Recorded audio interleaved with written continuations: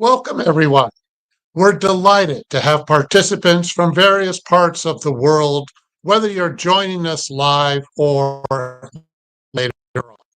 Thank you for being with us for another session of the Spiritism Talk series promoted by the United States Spiritist Federation every Saturday morning at 11 a.m. Eastern Time. It is my pleasure to host today's talk presented by Cinthia Fabretti, who will speak on the topic moral transformation. Let's all give Cinthia a very warm welcome. Before we begin, allow me to briefly introduce her. Cinthia Fabretti is the president of the Germantown Spiritist Society in Germantown, Maryland. In the past, she coordinated the Spiritism for Everyone live web meetings, an educational program of the United States Spiritist Federation. She continues to contribute to the U.S. Spiritist Movement as a speaker. She holds a Doctor of Veterinary Medicine degree and has been working in the field for more than 40 years. It is great to see you, Cinthia. And please feel free, everyone, to send your questions at any time during the presentation using the chat window. Cinthia has set aside time at the end to address your comments and questions. Okay, Cinthia, welcome, and it's all yours. Thank you, Peter. Good morning, everyone. Greetings from Maryland. A pleasure to be here with all of you on this lovely, crispy Saturday morning.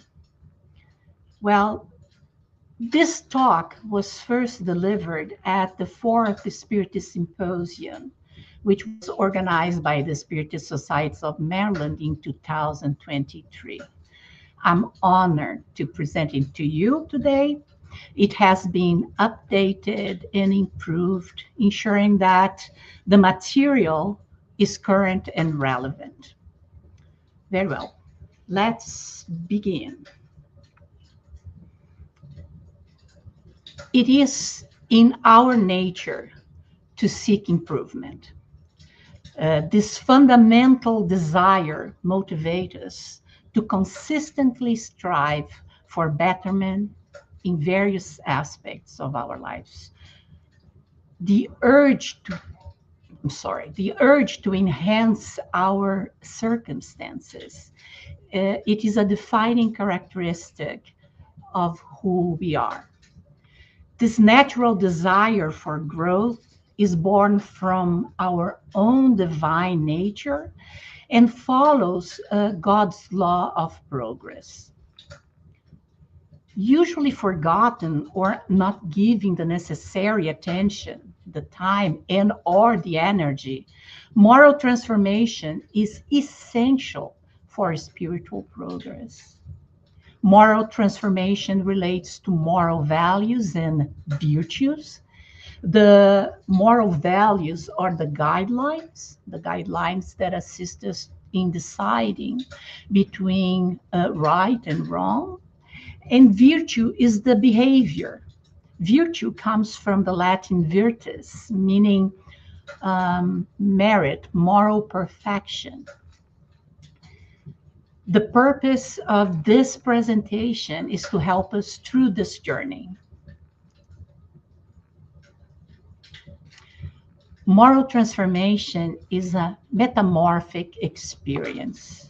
It is personal, individual, and non-transferable. It is personal because it affects and belongs to us, nobody else. It is individual because every person's experience is different. It is unique, tailored for each one of us. And non-transferable because nobody else can make this journey on our behalf. And this calls to mind the idea of my cross to carry, my experience of having.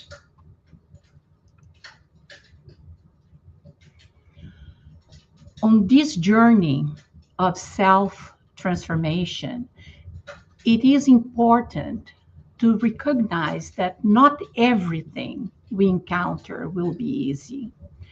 However, not easy does not mean impossible. It means that we must work harder. By putting in extra effort and determination, we can overcome difficulties and achieve our goals.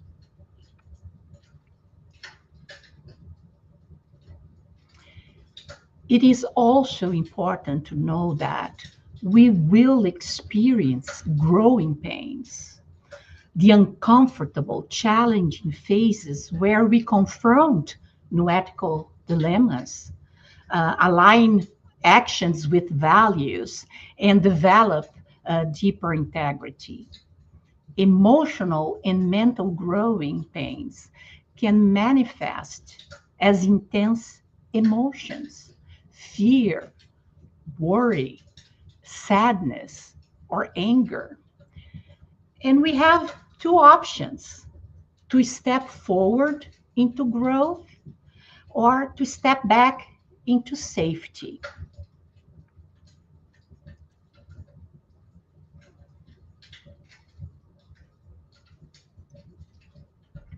It's also important to recognize and acknowledge that we are not perfect.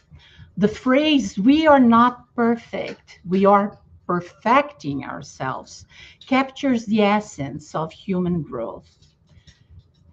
At this point in our spiritual evolution, we experience a fundamental duality within ourselves. Both dark and light aspects coexist inside each of us. Recognizing and acknowledging our flaws while striving to improve, viewing mistakes as learning opportunities rather than failures, and finding beauty in the ongoing journey of self development. This encourages self acceptance, self compassion. It emphasizes growth through mistakes and promotes empathy for others.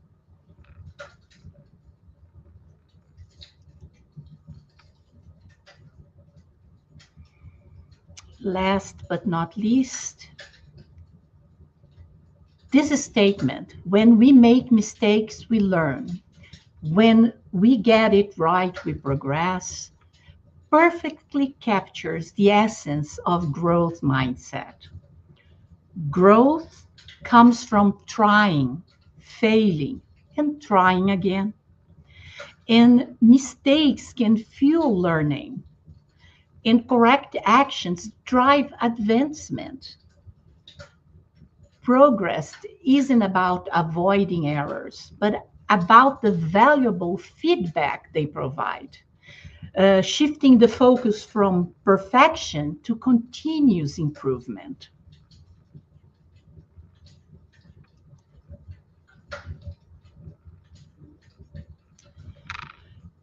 Moral transformation is a journey, a long and often challenging process of personal change and growth. So, when should we start this journey? The best time to start was yesterday. The next best is now.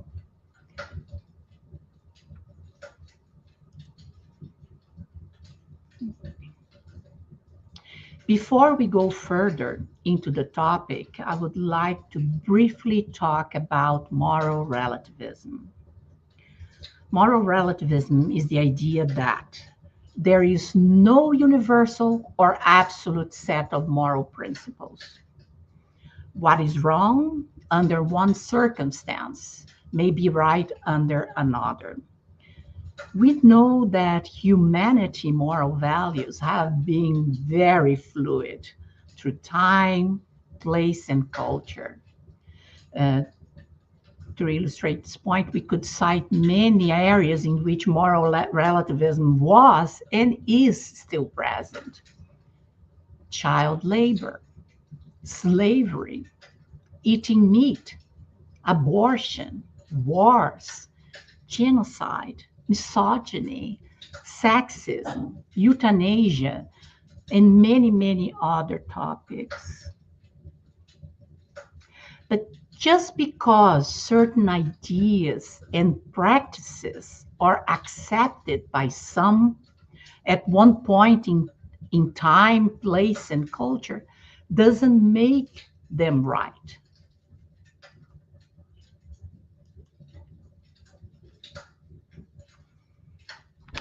What moral values should we use as guidelines for our moral transformation?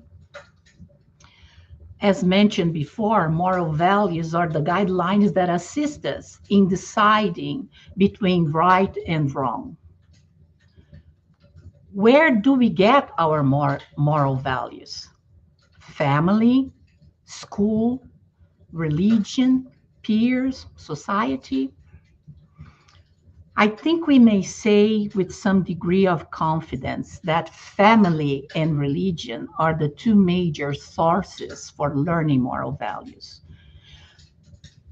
We are not going to examine what constitutes a family because the many definitions of family and the changing realities of the current times.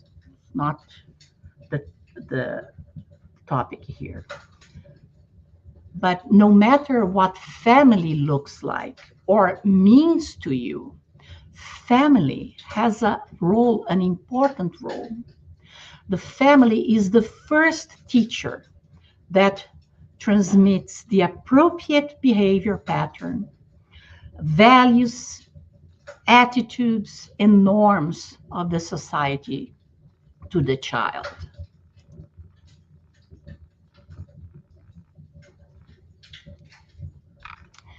And what about the role of religion on moral values? Sorry. What about the role of religion on moral values? Depending on the source, there are over 4,000 to 10,000 religions, beliefs, or groups existing around the world. Religion and morality are not the same. True religion, though religion may depend on morality and even developed alongside morality, morality does not necessarily depend upon religion. So what do I mean by that? One doesn't need to have a religion to be a moral person. Atheists and believers both have moral compasses.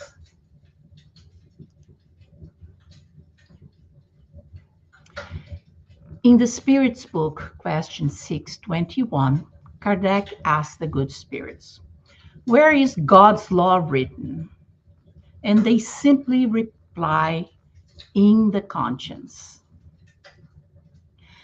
That inner feeling, inner voice acting as a guide to one's behavior. Conscience helps us hear the voice of God in us.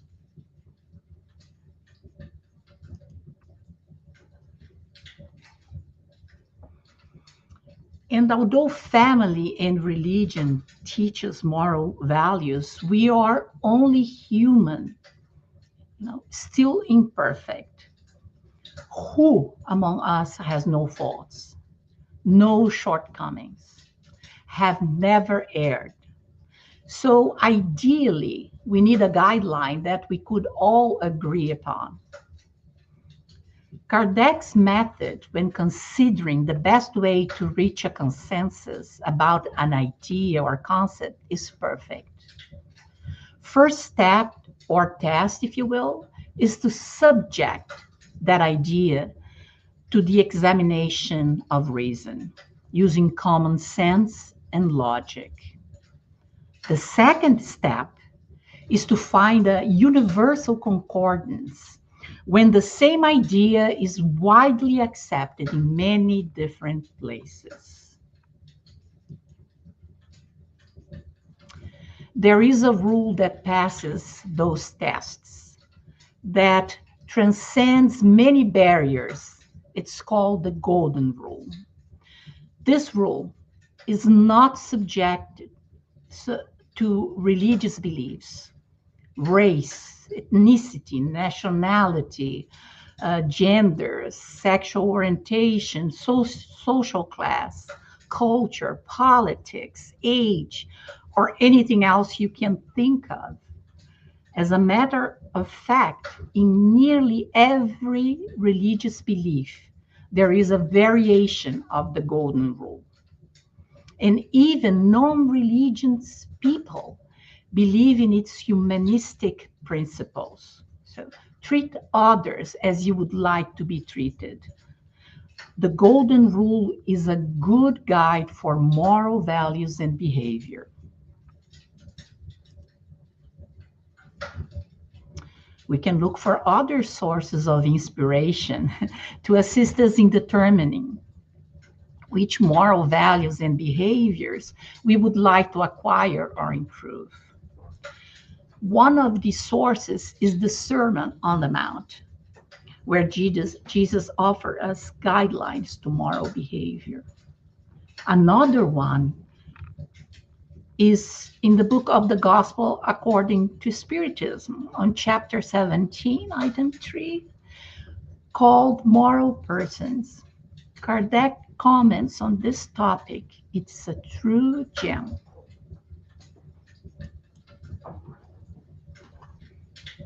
Sorry, folks, my voice is a little bit affected by the cold. So we talked about moral values and guidelines. Now let's talk about behavior. Behavior is the way in which one acts or conducts oneself, especially towards others. In scientific research, human behavior is a complex interplay of three components: actions, thought, and emotions. There are many types of human behavior: moral behavior, social behavior, learning behavior, etc. No matter what, the principles behind any behavior remain the same. So consider this: all behaviors occur for a reason. So even if we are not aware of the reason, there is a reason behind a behavior. The second principle: behaviors stop occurring when they are ineffective, when they are not producing any significant or desired effect. We don't get what we want, we stop the behavior. And we see this very clearly with children and animal behavior. The third principle: almost all human behavior is learned. Almost refers here to reflex responses, which are the only innate behaviors in humans. All the other behaviors are learned. If we can learn, we can unlearn and learn a new one. Behaviors continue to occur because they are effective. They are successful in producing a desired or intended result. If we get what we want, we continue with the same behavior.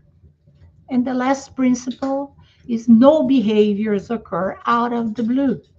There is a cause, a reason for all human behavior. This chart shows the level of consciousness regarding behaviors. The first level of consciousness, the base of the pyramid, is unawareness. It occurs when we are unaware that we are engaged in an undesirable, unhealthy behavior. Then, post-behavior awareness. It is when We become conscious of it, but only after the fact. I believe we can all relate it to that. Darn it, I did it again. The next level is present awareness. We become conscious that we are engaging in an undesirable, unhealthy behavior while we are doing it. And as we become more aware of our actions, we reach the level of consciousness called choice. It happens when we are about to engage in the undesirable, unhealthy behavior, and we realize what we are about to do. And then we have a choice to stop or to do something different. And lastly, the conscious behavior. It's basically any behavior that is completed with intention, derived from our own volition.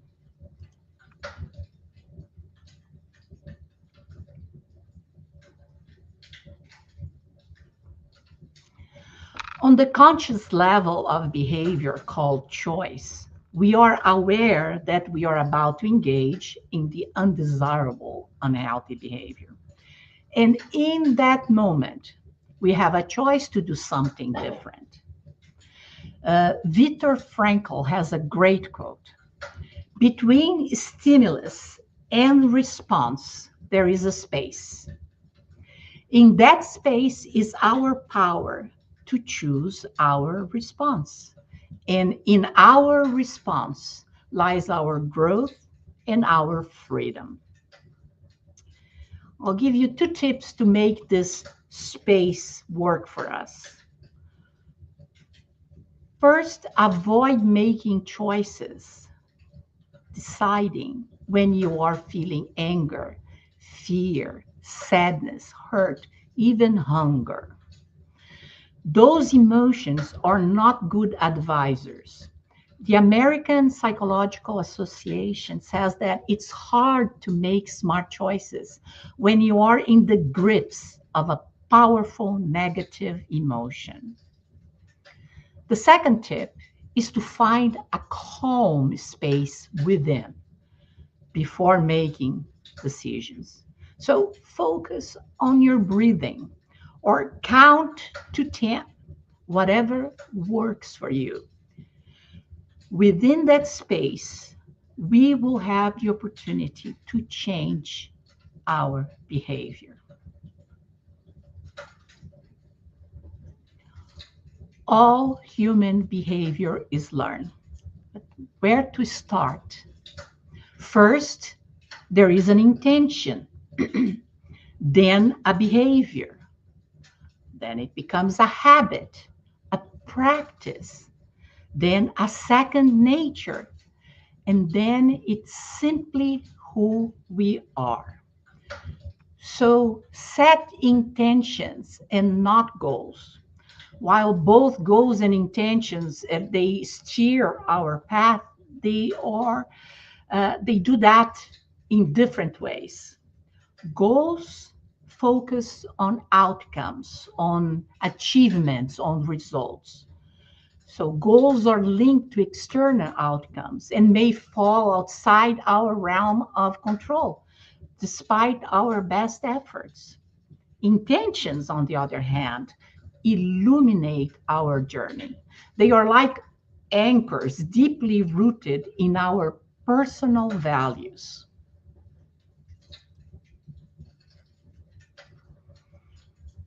Emotions motivate and help guide our decisions, our steps, our actions. They influence judgments and choices. So the world around us, other people, and our own thoughts, they trigger emotional reactions all the time. Fear can motivate us to get away. Anger can motivate us to attack, lash out, stand up for ourselves. Compassion, empathy, or sympathy can motivate us to offer comfort.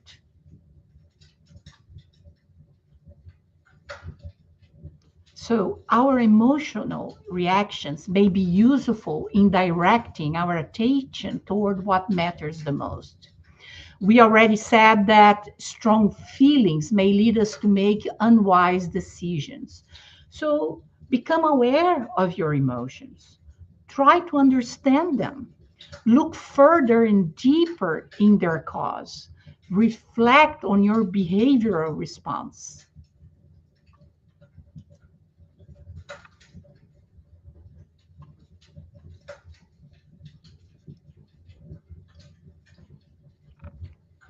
Psychology help us understand our minds, especially those affecting behavior. The underlying idea in Jungian psychology is those traits or behaviors in others that elicit strong negative reactions. And they often reflect denied or unacknowledged aspects of our own personality. It's a concept related to the shadow or projection. So, by examining why something irritates us, we can gain insight into our hidden issues, biases, or areas needing development.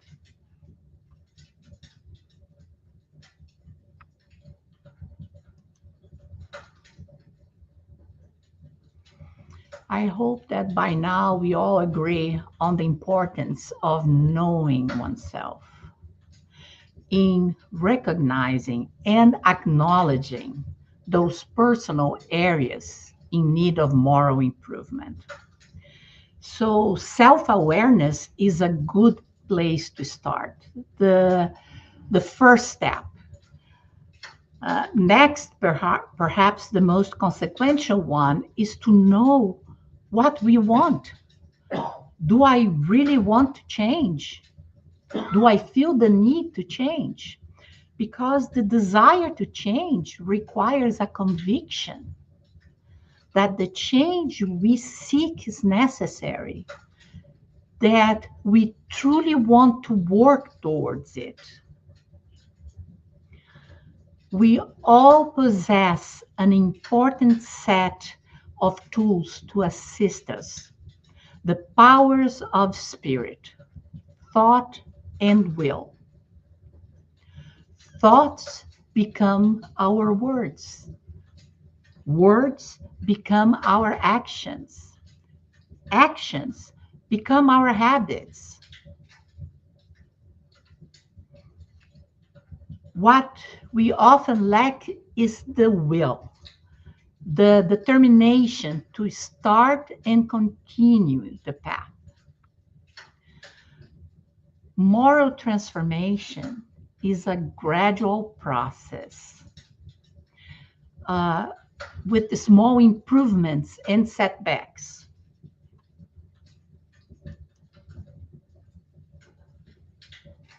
The only place success comes before work is in the dictionary. It's a good reminder. I love this quote.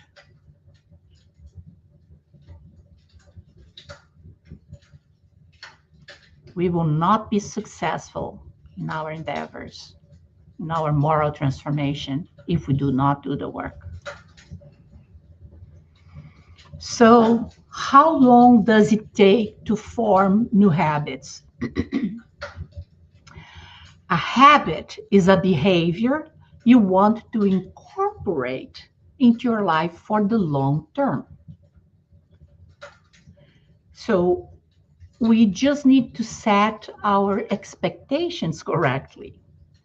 It was believed that it took 21 days to form a new habit. An article from the University College of London on science of habits reads, more relevant research has shown that it takes 66 days, up to 10 weeks on average to form a new habit. But this can vary from person to person and from different, behaviors. Certain behaviors may take longer. But however longer it takes, practicing the behavior does get progressively easier. Research suggests that if you do keep up the behavior until a habit is formed, it will eventually become second nature, your second nature. Research also shows that missing an opportunity to practice a behavior, forgetting, or it does not significantly impact the habit formation process. So don't be discouraged. If you slip up, just try to get back on track as soon as you can. So if the new behavior is important to you, be patient and keep working on it. Keep practicing it. Because practice makes perfect.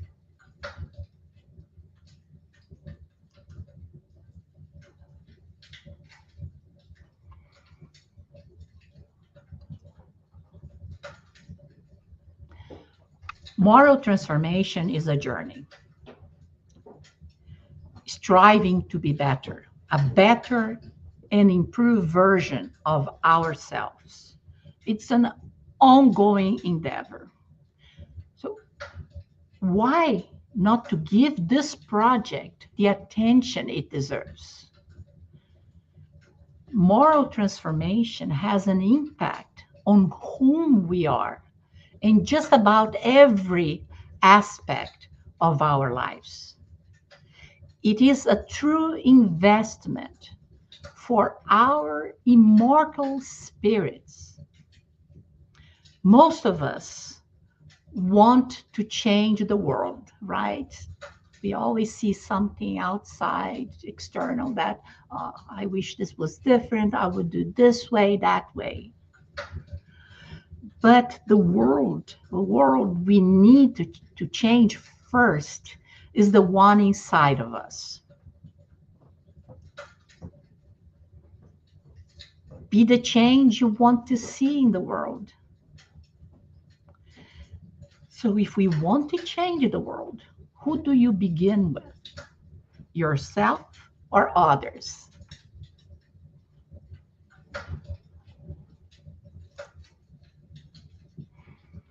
Be proactive instead of reactive. Take the wheel. Having a proactive attitude enables us to make decisions in a mindful and well-informed way, and grow from those experiences rather than scrambling, to put out unexpected fires. Paraphrasing William Hanley, the author of the poem Invictus, be the master of your fate, be the captain of your soul, be the master of your fate, be the captain of your soul. Joana de Angelis, on the book Happy Life, advises us. If you want to see, if you have this edition, it's page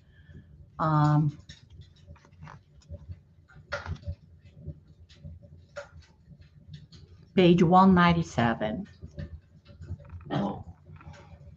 Do not abandon your aspirations of moral transformation because of the first difficulties you encounter. When one decides to modify their moral behavior for the better, it seems like we start to face a general conspiracy against our desire for improvement. Everything changes and is out of control. the little things become complicated. This situation may lead us to retreat and give up. Don't give up, says Joanna de Angelis. You only fail if you quit. You only fail if you quit.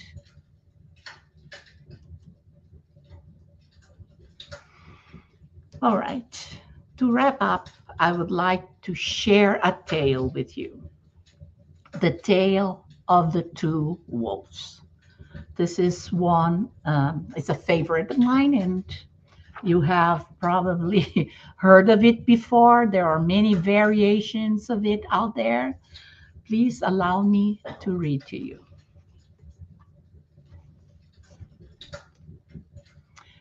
An old man told his grandson, "My son, there is a battle between two wolves inside all of us. One is dark, it is anger, sorrow, doubt, regret, guilt, greed, arrogance, resentment, inferiority, lies, ego. The other is light. It is joy, peace, love, hope, serenity, humility, kindness, compassion, benevolence, generosity, forgiveness, truth." The boy thought about it and asked, "Grandfather, which wolf wins?" The old man replied, "The one you feed."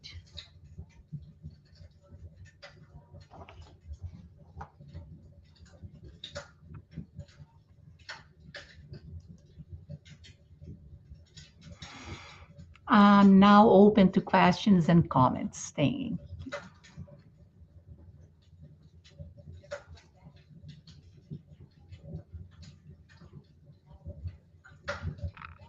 Thank you, Cynthia, for your insightful reflections. Please stay with us for the Q&A, which will begin shortly after a few brief announcements.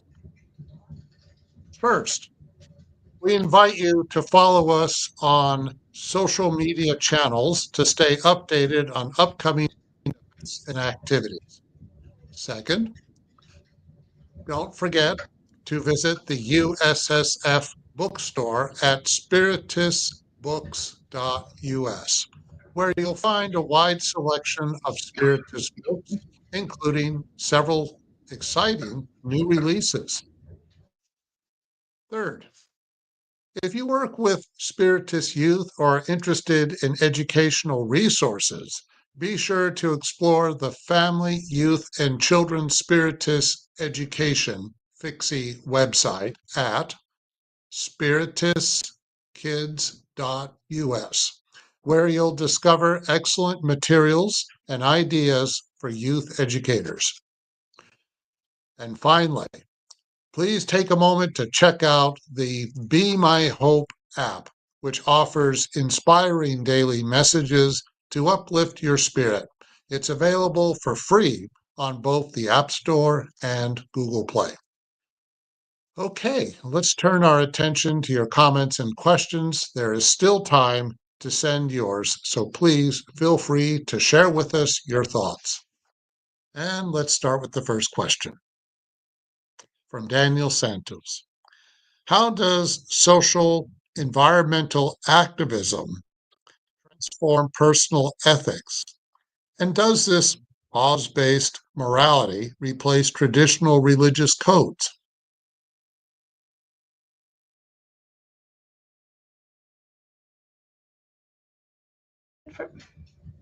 Thank you.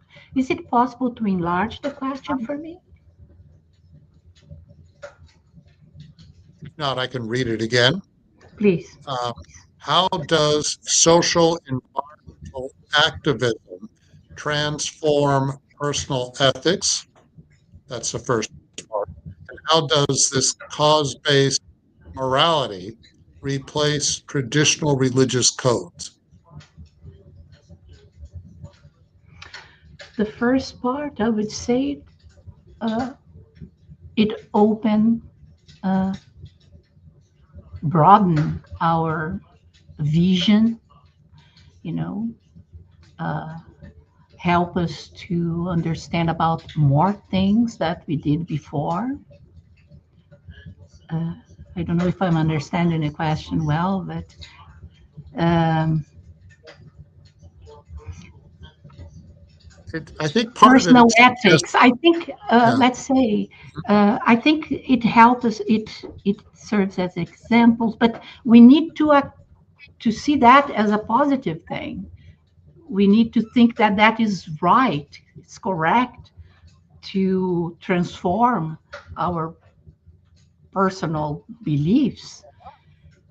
I don't think just because there is a social environmental activism, it will change the way I think, but it can help me understand better an idea, a concept, uh, why people are defending that.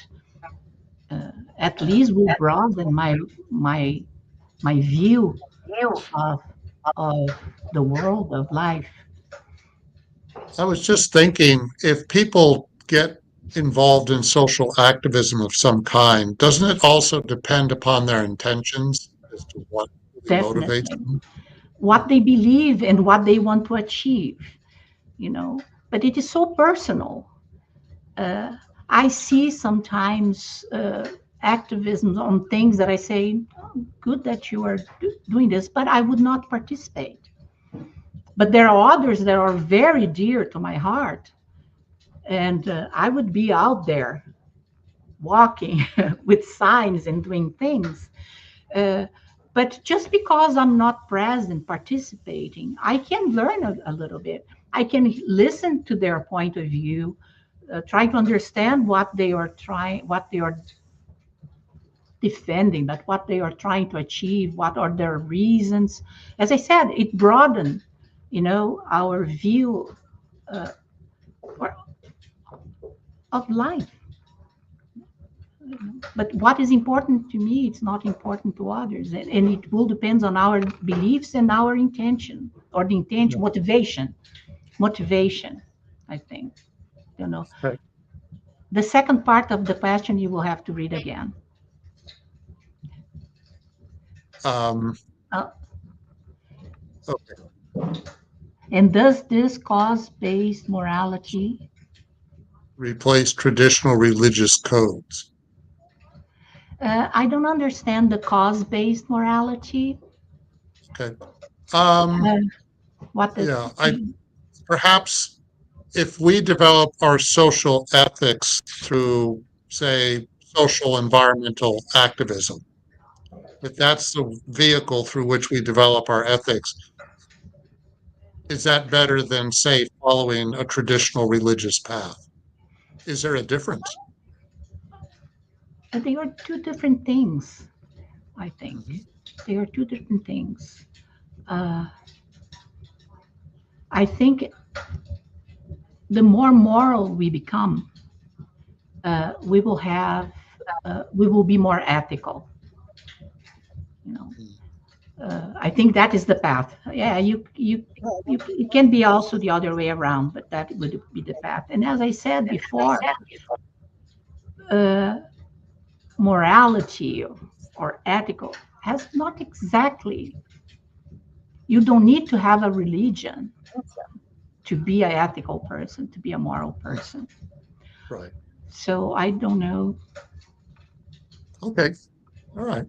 Let's go to the next question. From the U.S. Spiritist Federation. Do you have advice for those who are very patient when they fall short in some way and feel they are a failure? I think it's the way we see mistakes, errors, failures. Uh, when I was younger, Mhm.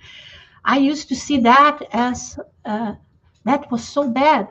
First, I was surprised. I realized that, oh my God, I'm doing this. I am like that. I don't want to be like that. I need to do something to change. I didn't want to commit mistakes. I didn't want to make, uh, you know, choose wrongly. But I did all the time. Then I had to understand that that is part of learning.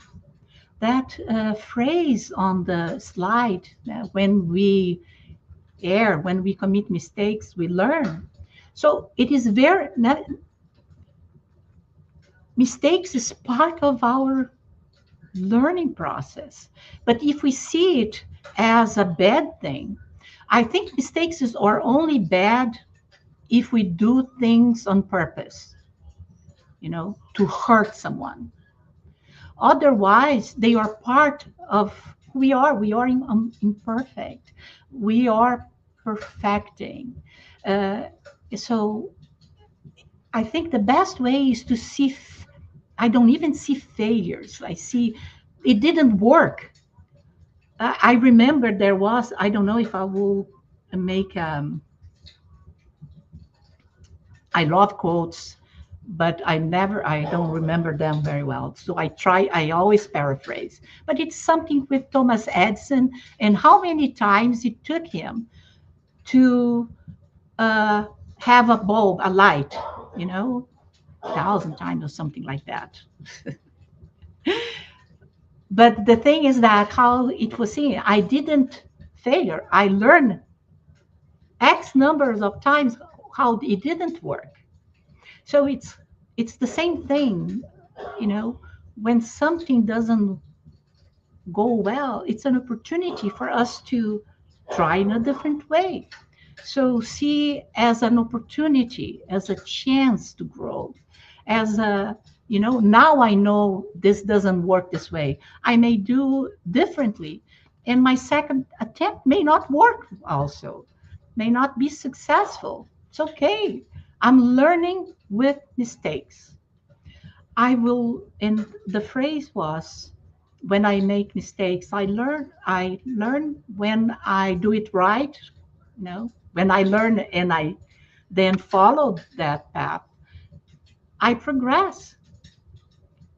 So in the past, I used to see as failure. I don't see that anymore. I'm much more, I think when we do this, we are more gentle, kind towards ourselves. And to think that we do not commit mistakes, it's such an arrogance. So Or there's a big fear that we're going to waste our time, which was part of the point you Thomas have, Edison was. Yeah, exactly, you have to try. You will not know the outcome without trying. And right. it may be successful or not, but Hmm. it's not a failure. You just learn something about the process or the Hmm. outcome. And that Yeah. you add is a feedback. You add and you use that to do better. The same Mhm. process with moral transformation. Absolutely. Okay, next question from Brad. Uh, Hi, Brad. Will we remember in our next life what moral work we still have to complete? I don't think so. I think we will bring with us those things that we already incorporated and acquired, good or bad. In any opportunity, in any new experience, is a chance to, we have to look inside and say, okay, let's see what I'm doing here, what's working, what's not working, what I want to achieve, because maybe the person's not interested in doing. There is growing pains in modify because in changing who we are, in improving who we are, because then we have to face with all the darkness, all the things that usually we don't think we have or we are not. We see in others, but it's very rare to look at, "Ooh, oh, I do the exactly same thing. I'm I'm judging or criticizing, and I do exactly the same thing." It is painful to realize that, but it is also so it frees you, it's so, I don't know, at the beginning, I'm far from the process. I'm the beginning of the process, but I used to think that that was kind of a depressing when you start to face your own self, realizing, recognizing, not just recognizing, but acknowledging. Then now I think more like, oh God, it is good.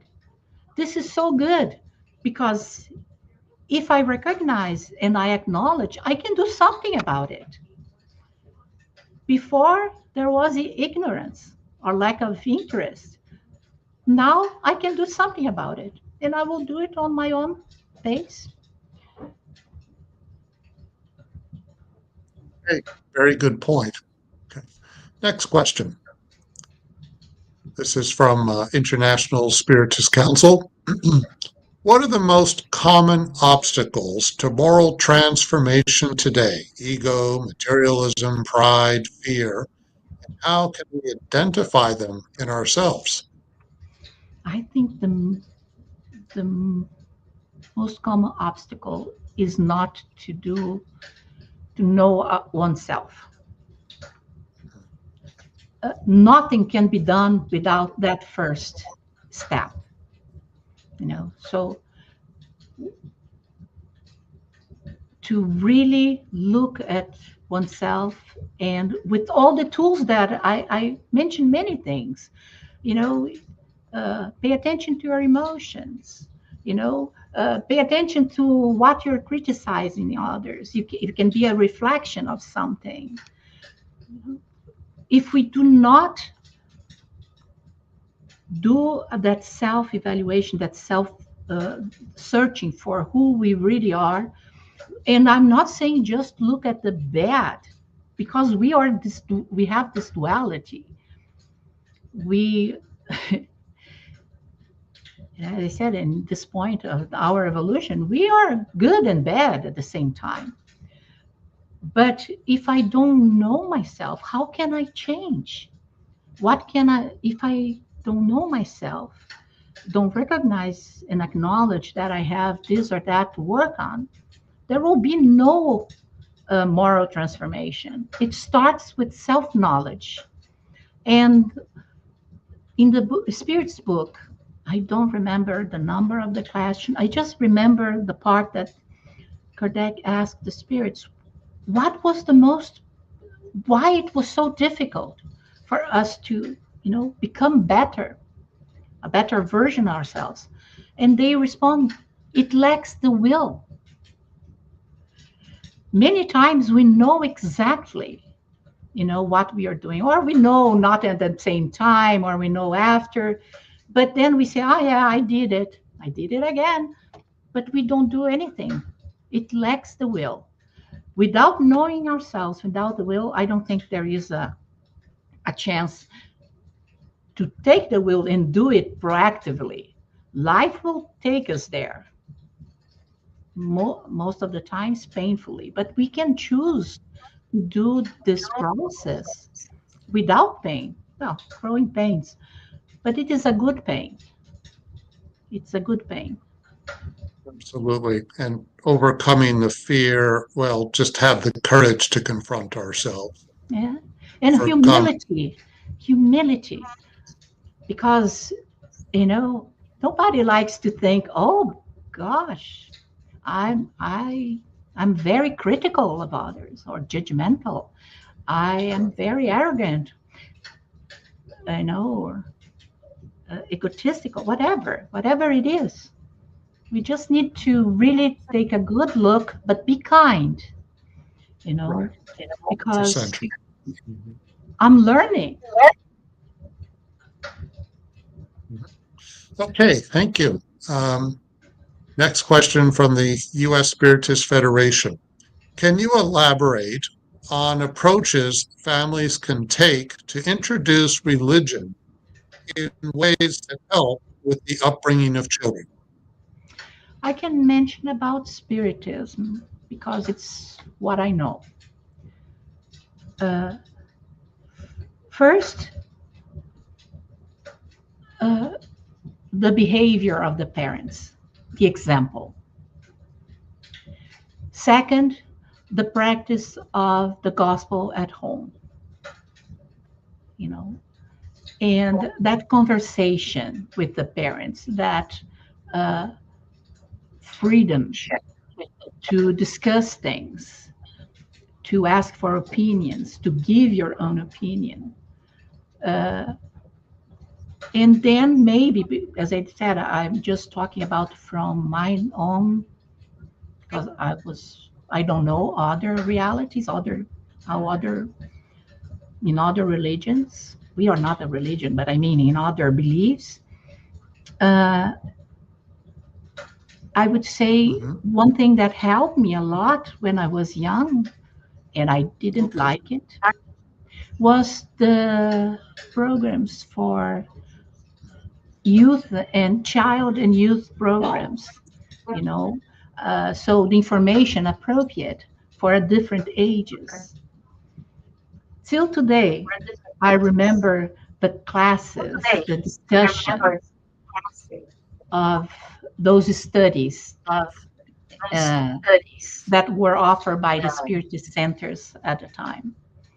And then at home, you know, as I was born, my family was a Spiritist, so we didn't have a religion. All I remember is that my parents strive. Sorry, I got emotional. My parents strive to be better people, and they gave examples, their life experience and their life examples.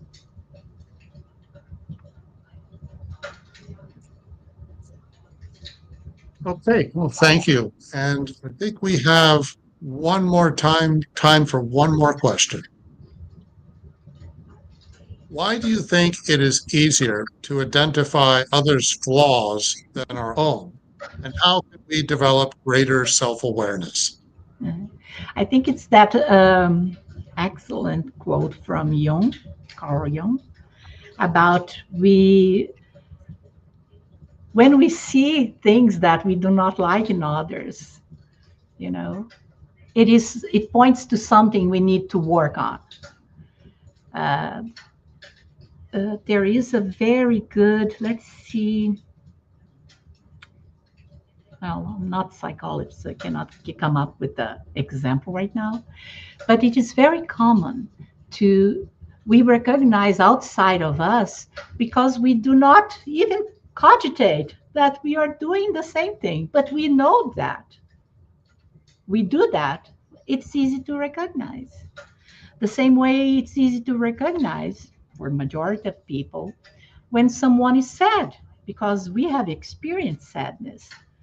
When someone uh, is happy, also the opposite, because we have experience. So even if we do not know, we can recognize. I think we can recognize bad habits and vices. Let's use the word vices in others because we know them, or we have already learned about that and, you know, acquired virtues. That is the moderation, the between two vices we have in the middle a virtue, the extremes, the lack and the excess, we have moderation, and it's the virtue. Or we are doing it, we still do it, but we don't acknowledge. We recognize in others, but we don't acknowledge. It's good to do that self-evaluation, you know, that Saint Augustine talked about, the daily Absolutely. evaluation. Mhm. Right. That we look at our behavior every day, and or at least Exactly. evaluate our day. I confess that I don't do every day, but I like to check from time to time, you know, what I'm doing. And I'm now like loving to notice what I'm, that Jung idea of the projection or the shadow. If Mhm. something bothers me about someone, I need to find out why.